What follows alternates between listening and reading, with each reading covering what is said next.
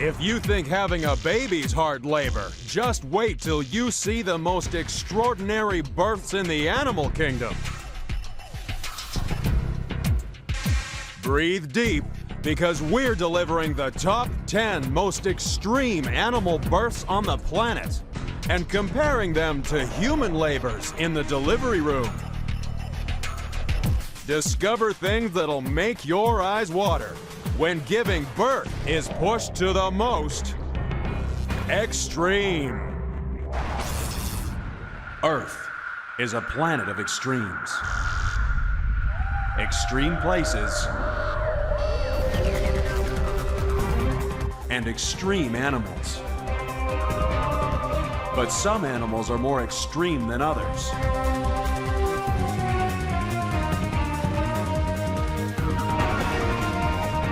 Join us as we count down to find the most unusual and the most extraordinary on the most extreme.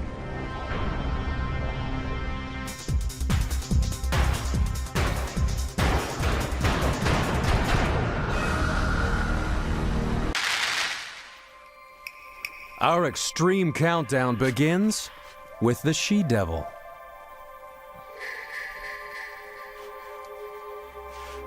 This Tasmanian devil is pregnant, and she's collecting bedding for her underground lair. For in Australia, devils do live underground, but they prefer a soft bed of leaf litter to the fiery pits of hell.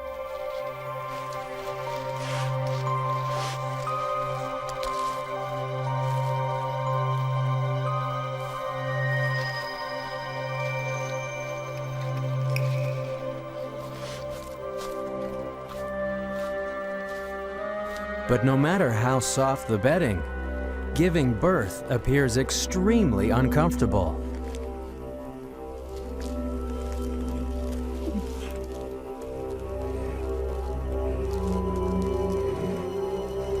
And yet, for all this effort, the Tasmanian devil gives birth to joeys that are no bigger than a grain of rice.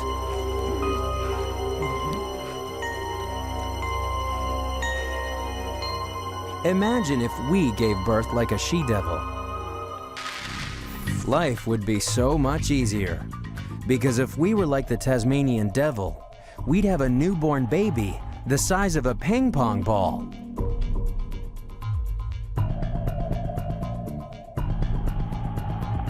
How'd you like to deliver a baby that weighed 7 grams? For the Tasmanian devil, giving birth may be easy. But now the blind, hairless, helpless joeys must make a dash across their mother's belly to the safety of her pouch. The trouble is that there may be 30 joeys and only 4 nipples. Aren't you glad you're not a Tasmanian devil baby? Imagine what it would be like to be a helpless baby, thrown into a race for survival against all your brothers and sisters.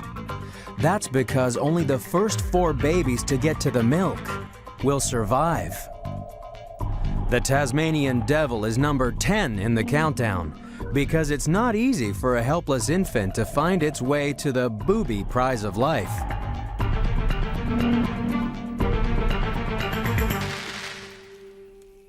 For the winners, life is good. For the losers, life is short.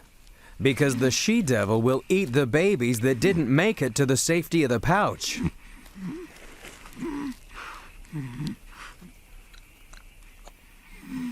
While our babies may not face a sprint for survival, every one of us started life with a race of a different kind. Every human male puts 500 million sperm on the starting line. In theory, that's enough sperm to impregnate every woman in North, Central, and South America. But just like the Tasmanian devil, only the fastest will survive, because the finish line consists of only 1 egg. Only 1 sperm will make it. All the rest will die.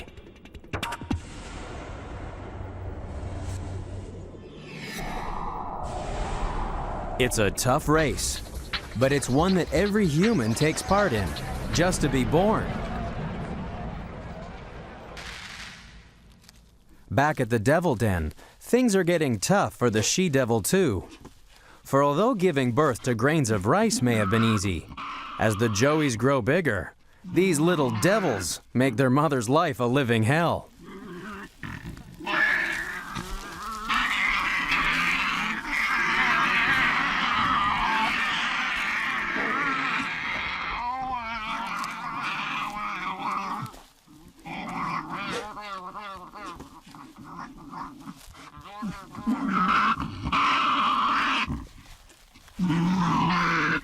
She has to put up with these little imps for 28 weeks, which would be enough to try the patience of a saint, let alone a devil.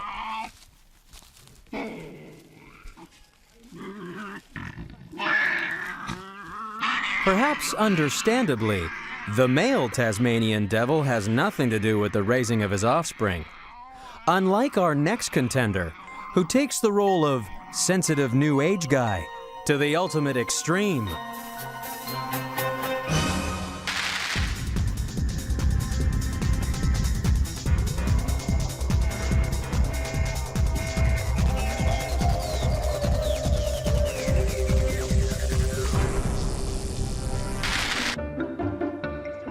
When it comes to births, usually men are pretty useless. Congratulations, gentlemen. The stork has just delivered your babies. Yours, Mr. Williams, weighs 6 3/4 pounds. And yours, Mr. Smith, 9 pounds. Now, if you'll step out here to the nursery window, you can see your babies. But there's one animal that changed the role of fatherhood forever. The seahorse is number 9 in the countdown because this most unusual fish has a most unusual way of giving birth. It all starts off as normal. Boy fish meets girl fish and they form a pair bond. It's all very romantic because they're completely monogamous and share everything together. But then, the female seahorse goes on the world's most extreme form of maternity leave, as Kirsty Forsgren from the Long Beach Aquarium explains. Seahorses are probably one of the most extreme examples of parental care in the animal kingdom. It is the male that actually becomes pregnant. He actually holds the eggs within a pouch, nurtures them when they're ready to be born. He actually goes through labor and contractions while having the babies. It's a strategy designed to lighten the female's workload. Once she's carefully deposited the eggs in the male's pouch for him to look after, the female's able to concentrate on making more eggs.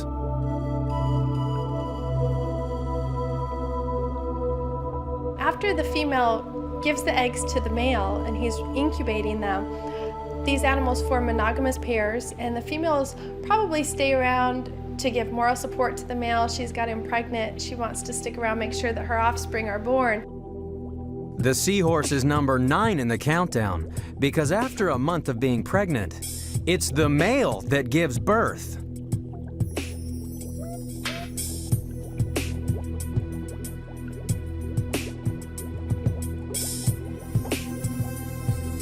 His big belly can carry up to 500 tiny seahorses.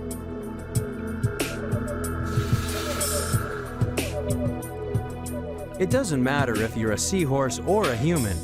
Being pregnant isn't easy. Carrying a baby places all kinds of stresses on your body. Unlike seahorses, human fathers have never been able to really experience the physical demands of pregnancy. That was until the invention of the empathy belly.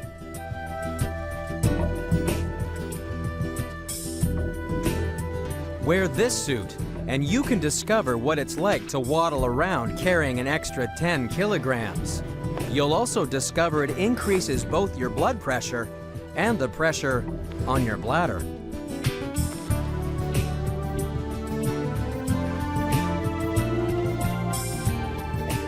Wear an empathy belly for a week, and you'd quickly develop a new respect for both pregnant mothers and male seahorses. But for most males, pregnancy is best left to the experts, especially when you see how hard carrying a baby can be for our next contender. After all, this is the most extreme countdown ever conceived. We're still to deliver the biggest babies on Earth, breeders that know no bounds, and a baby that's born pregnant. That's next on the most extreme.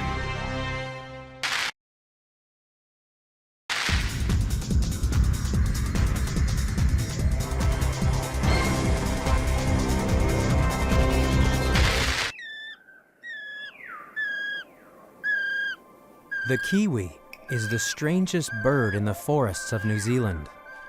It only comes out at night. It can't fly, and it's the only bird in the world to have nostrils at the end of its beak, which is extremely useful when it's digging for worms. But the kiwi is number 8 in our countdown because everything about its reproduction is extremely difficult. Even the moment of conception is a tricky balancing act when you have no wings.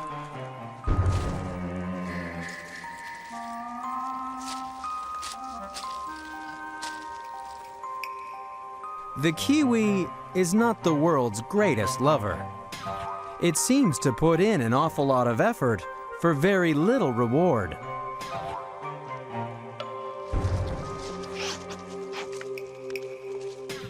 But these bad lovers are great layers.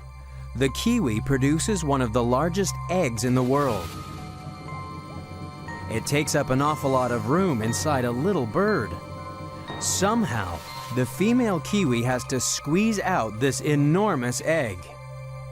And if it looks painfully impossible, it's because the female kiwi is the size of a domestic hen, but its egg is 10 times bigger.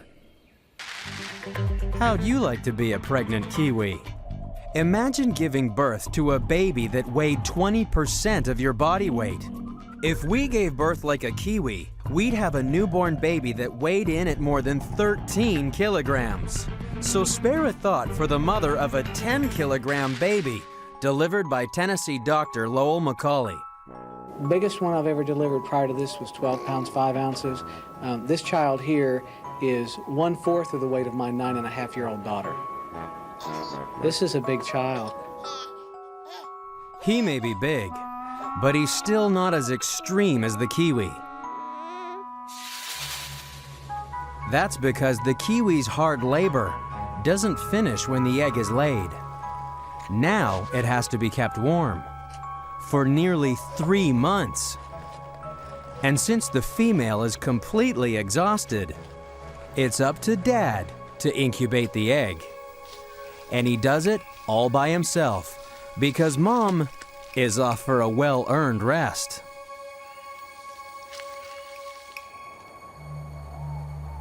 Keeping the egg warm is almost as much work as laying it. The male seldom leaves the nest to feed. He'll spend up to 80 days on the egg and lose 20% of his body weight by the time the egg's ready to hatch.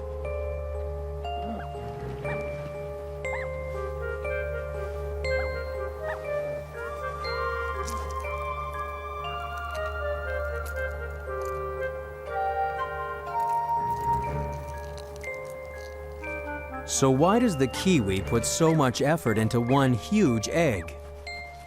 Most birds lay lots of small eggs that produce chicks that are helpless for weeks after hatching. But the kiwi chick is able to look after itself in only a couple of days. The parents' long struggle with the egg means they don't have to spend any time looking after an unruly teenager. By comparison, humans are very slow developers. It can take years for our babies to leave the nest. But thanks to the massive eggs, the kiwi's big babies are able to look after themselves. Size may be important to the kiwi, but next, we'll meet an animal that favors birth on an even bigger scale. We've witnessed 3 amazing births so far on the countdown, But there are still another 6 to arrive before we can name the most extreme breeder on the planet. Coming up, we'll be the judge as we count down to find out who really is the most extreme.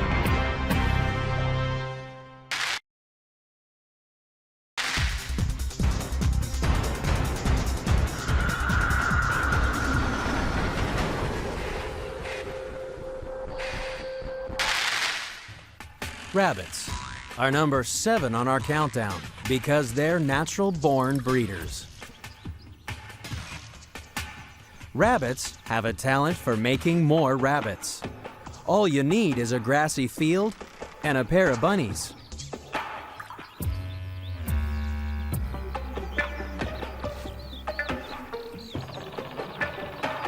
If conditions are favorable, rabbits can start a new family every month. And they can do it over and over again for at least a decade. Imagine what would happen if we started to breed like rabbits. The average couple can only give birth to 1 baby a year. If we could breed at the rate of a rabbit, we'd have 6 babies every month.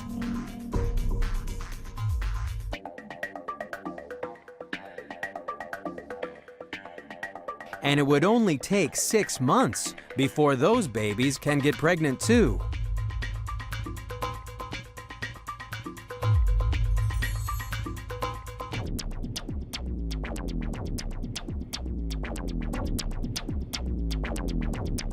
If we bred like rabbits, in only a year we could end up with an extended family of 414 babies. So why can't we give birth like a rabbit? While rabbits lay multiple eggs every month, we can only produce 1, and it takes 10 times longer to develop. After 38 weeks in the womb, the baby is becoming a tight squeeze. After all, they're 600 billion times bigger than they were as a fertilized egg.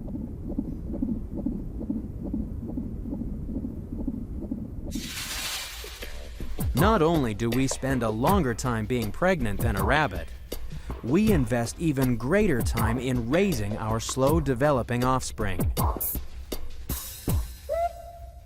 The rabbit only needs to visit her baby bunnies for 10 minutes a day. That's enough for a quick drink, and then they're on their own.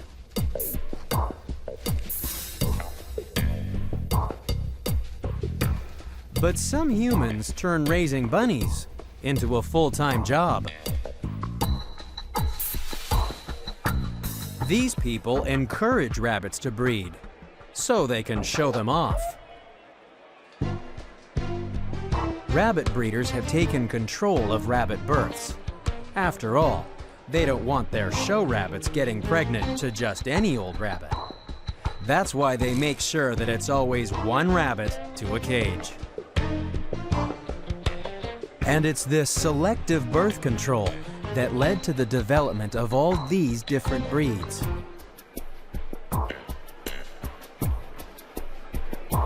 But it's not just modern breeders that have recognized rabbits as the champions of breeding. In ancient Europe, rabbits became linked with the pagan goddess of fertility.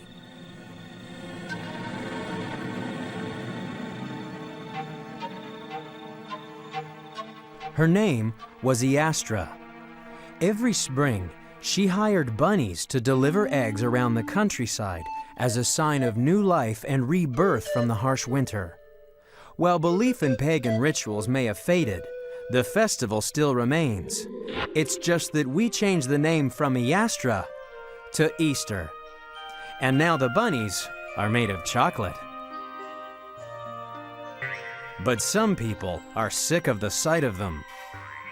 In 1859, an Australian farmer released 24 English rabbits onto his farm. Within 6 years, 24 rabbits had multiplied to 22 million. Plagues of rabbits continue to devastate the land today, according to the Australian Museum's Mike Archer.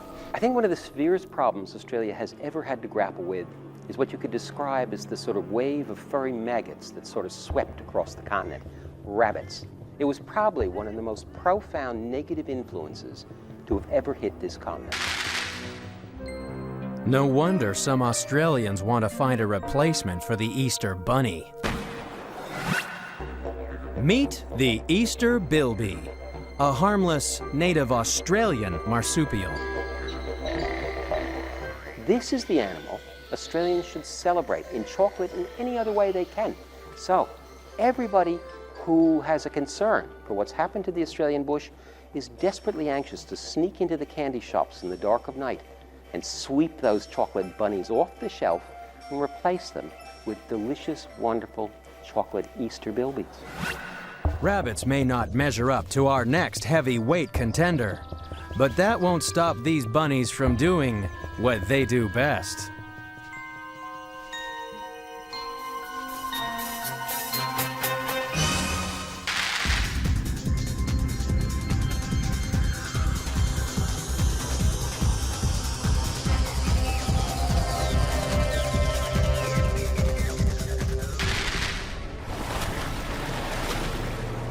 Making a splash at number 6 in the countdown is the whale. That's because when it comes to breeding, whales do everything on a big scale.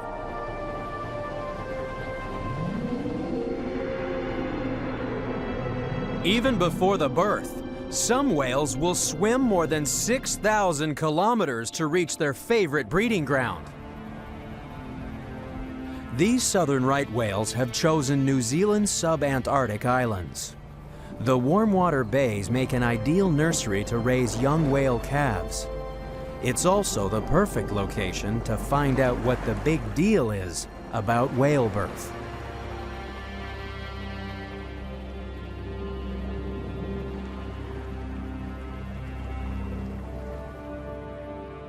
For a start, a female southern right whale is pregnant for an extremely short time.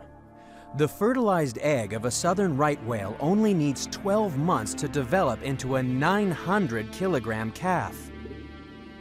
Yet it takes one of our eggs 9 months to grow into a puny 3-kilogram baby. It's hard to imagine a single egg growing into a baby the size of a small car. At least humans can watch their babies grow, thanks to the invention of the sonogram. Sonograms are sound pictures, painted by a medical probe sending out ultrasonic sound waves.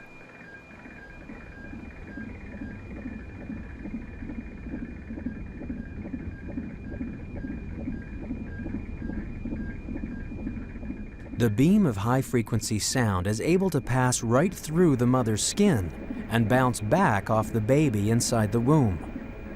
By reading the echoes of the probe, we can build up a picture of the unborn child.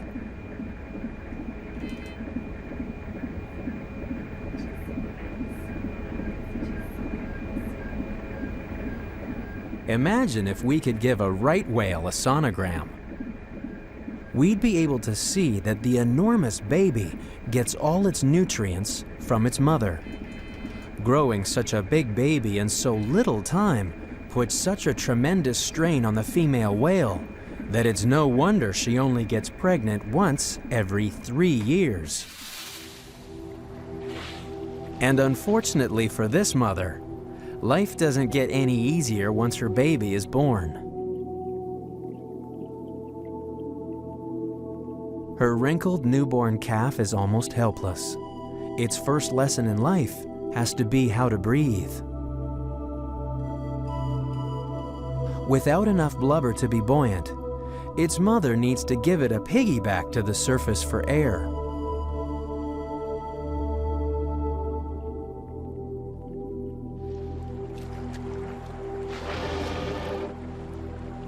Once the calf starts breathing for itself, the mother's work really begins. That's because baby whales drink nothing but mother's milk. An awful lot of mother's milk. In fact, A right whale calf will drink more milk in a single day than a human baby drinks in a year.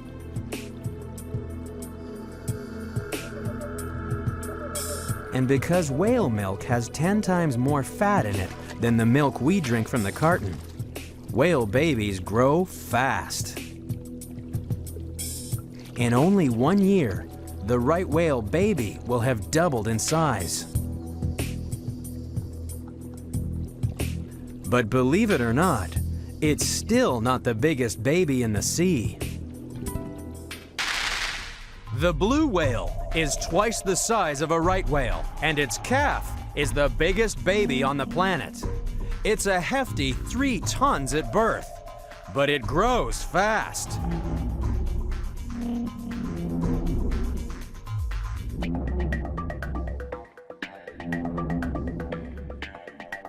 It gets 9 times bigger in only 1 year. Imagine if our babies grew like a blue whale.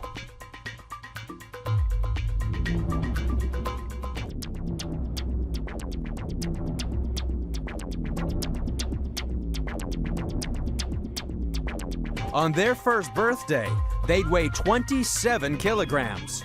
That's the size of an average 10-year-old. Whale calves may be extremely large, but there are still 5 other contenders that are more extreme.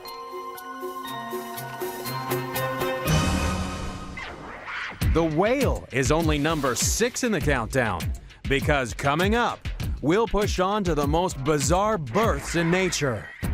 You'll discover why this pregnant toad really will make your skin crawl. And what have these quadruplets got in common with this armadillo? Find out next on The Most Extreme.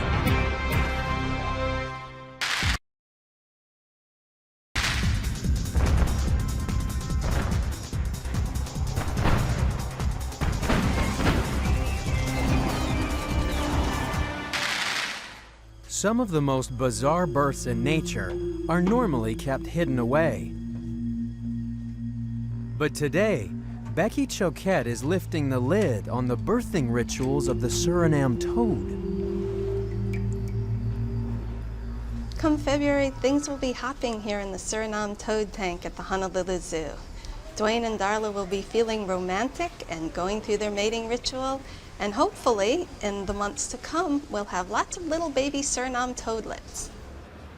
Suriname toads have a wonderful romantic mating ritual. They spawn like most frogs and fish, and what happens is when the female is full of eggs and receptive, the male will court her and he'll grab her around the waist in a mating embrace. And while they're in this embrace, they'll swim in circles upside down in the water. So the couple is going to go like this. When they hit the top of the circle, she's going to release her eggs and he will release his sperm, so they'll be fertile. Then as they come down at the bottom of the circle, she'll catch all the little eggs on her back, and the male will kind of help tamp them in with his hand. And then hormonal changes in her body will take over and cause the skin of her back to swell up, mostly covering the eggs, leaving just a little spot on the top.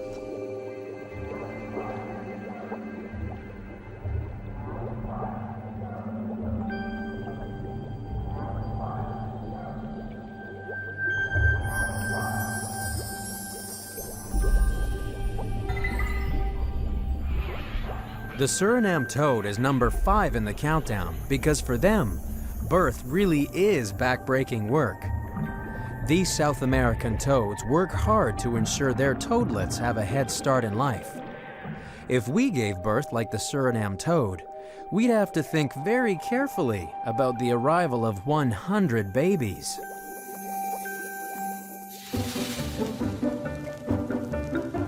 But every day, over 350,000 new humans are born. And believe it or not, you share your birth date with over 16.5 million other people on the planet. Luckily, they didn't all pop out of their mother's back.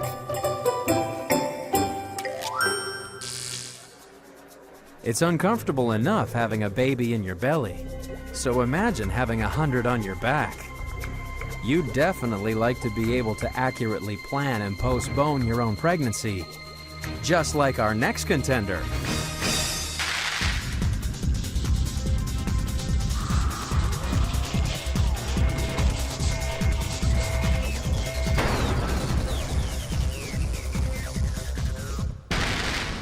At number 4 in the countdown is one of the most common creatures in Texas, the 9-banded armadillo. It may not be able to roll into a ball like its 3-banded cousin, but it can perform some rather remarkable reproductive tricks. To uncover the armadillo's extreme secrets, we have to go underground.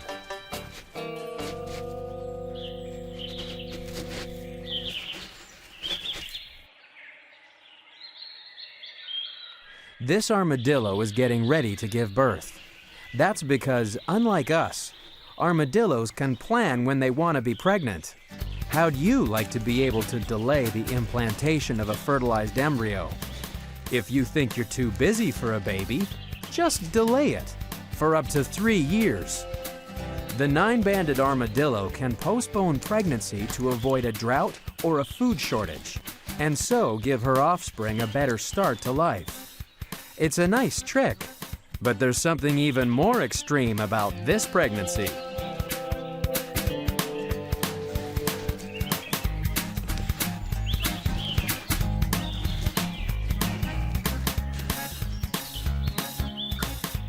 The 9-banded armadillo always gives birth to identical quadruplets. That's because the armadillo's single fertilized embryo splits into 4 before it starts to grow. So armadillos always have a family of 4 males or 4 females, and they're always genetically identical. Texans are crazy about their dillos. This armadillo, called Diglet, has discovered some fellow quadruplets in the classroom. While they're not identical quadruplets like Diglet, they still defy the odds. You're more likely to be struck by lightning than give birth to quadruplets.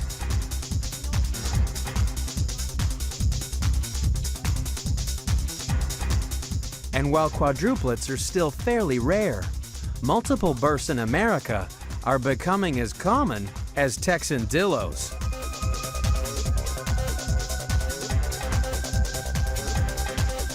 Clubs for twins, triplets, and quadruplets are getting overcrowded, and a group of researchers may have found the reason why. Artificial fertilization. In the US alone, multiple births are up 1,000% since the introduction of modern fertilization techniques. To increase the chances of pregnancy, doctors implant more than 1 fertilized embryo in the womb at a time, and this increases the chances of a multiple birth.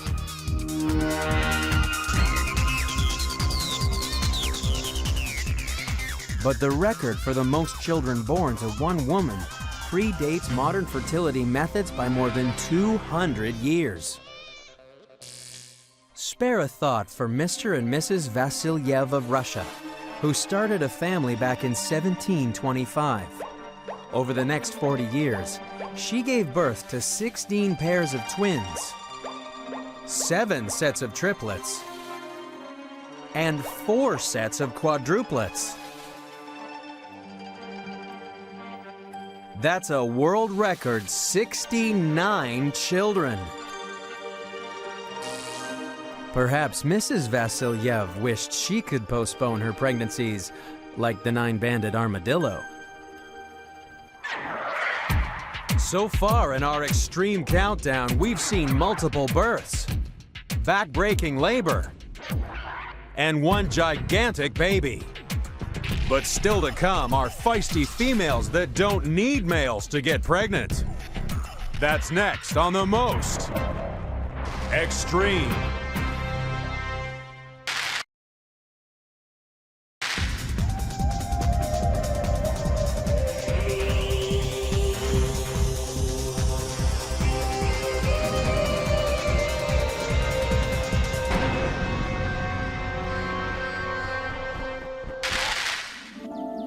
Spring has sprung, flowers are blooming, and number 3 in the countdown is getting ready for a big summer of breeding. Aphids have a fast and furious lifestyle.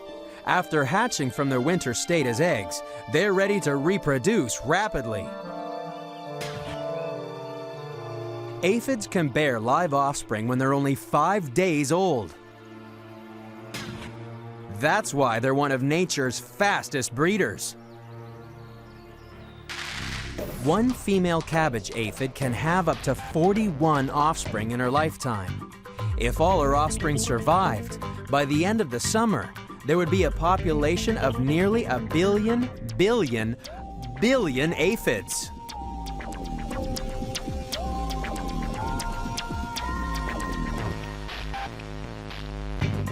That would leave America 4 meters deep in aphids.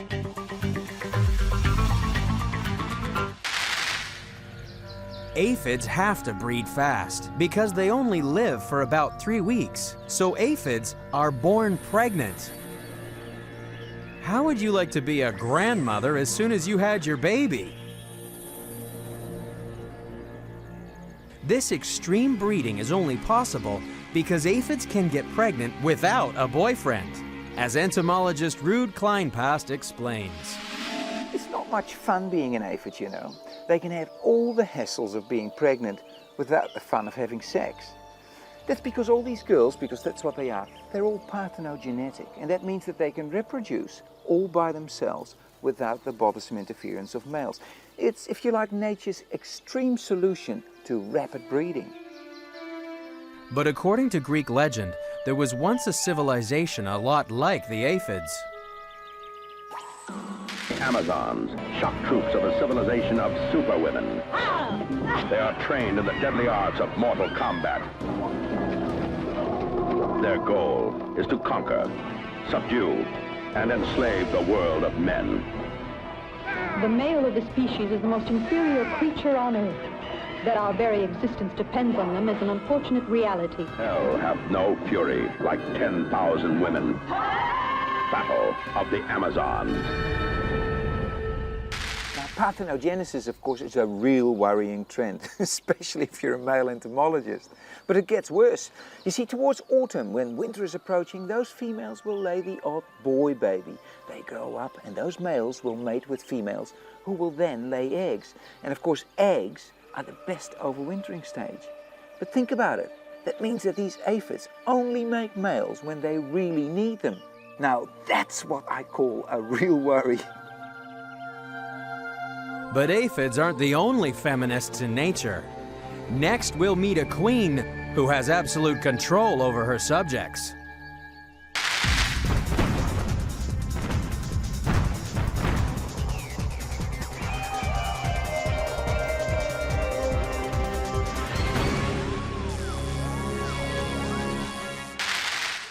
Our number 2 in the countdown lives inside a clay castle on the African plains. Up to 5 million termites live in this stately home. But it's the termite queen who's really extreme. Extremely large, that is. Her body is so swollen with egg-producing tissue that she can hardly move. But then, she doesn't have to, because she's so pampered by her trusted subjects. All the workers in the colony are her own daughters. The queen gives them instructions by emitting pheromones, odorless chemicals that she uses to keep the colony running smoothly. And thanks to pheromones, the queen suppresses her daughter's fertility, meaning that she's the only female able to lay eggs. Lots of eggs. And that's why the termite queen is number 2 in the countdown.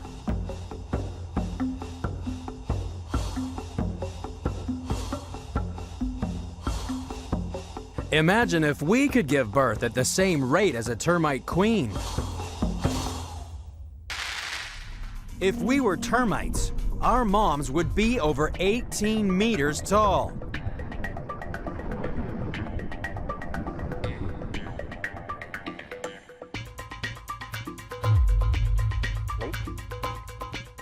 She'd be giving birth so quickly that in only 2 days, we'd have enough babies to fill Yankee Stadium.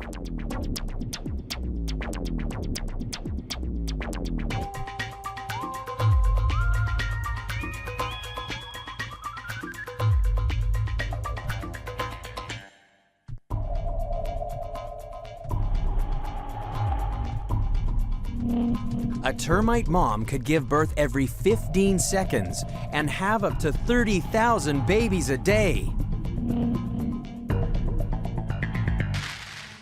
Imagine a city of 5 million people who all had the same mother.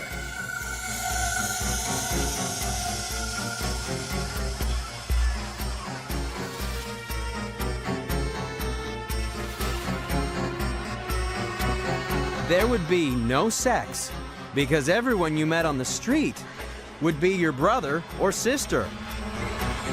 You'd think only insects could ever live in a city like that.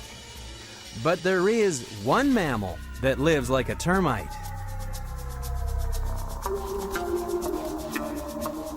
Meet the naked mole rat.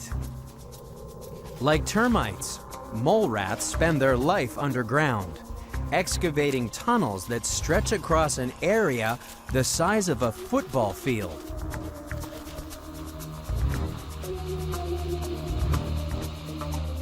There's only one breeding female in this subterranean city, the queen mole rat. She produces a dozen babies every 3 months for a decade.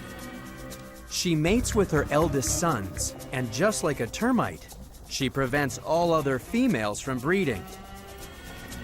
She has all the mole rats under her control by depositing pheromones at the communal toilet. The pheromones are sure to rub off on everyone who pays a visit. But while the queen mole rat and the queen termite may reign supreme, there's still no match for the ultimate breeder on the planet.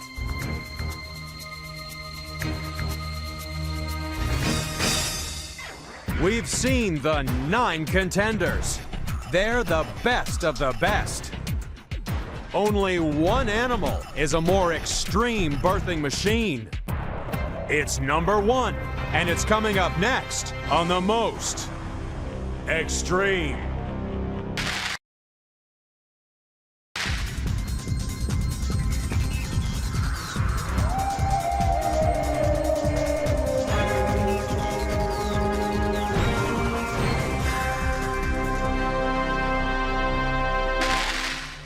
Somewhere in this room is the most extreme breeder on the planet.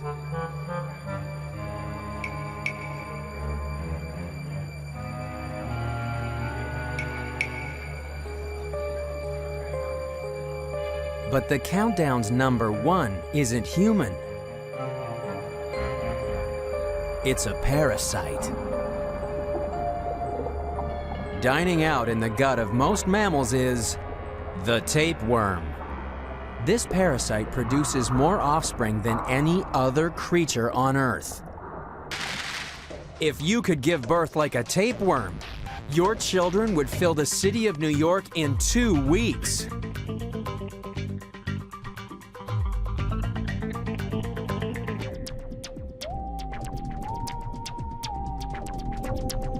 You'd be giving birth to 1 million babies a day. And if you're infected with a tapeworm, you probably do. Tapeworms are extreme breeders because they have more sexual organs than any other animal. Their body is a long chain of more than 2,000 identical segments, and each segment is almost entirely devoted to producing eggs. That's because the tapeworm's life cycle means that an egg has to be swallowed by another animal. And if we eat meat that's infected by a tapeworm, we get it too. But the chances of that happening are very, very small. That's why tapeworms release so many eggs, in the hope that one might be lucky enough to find a new home. Some of them might end up here, at the National Parasite Collection in Beltsville, Maryland. And if you ask nicely, Dr. Eric Hoberg will show you his favorite tapeworm. Diphyllobothrium here is a human parasite, and this is the largest of the human parasites.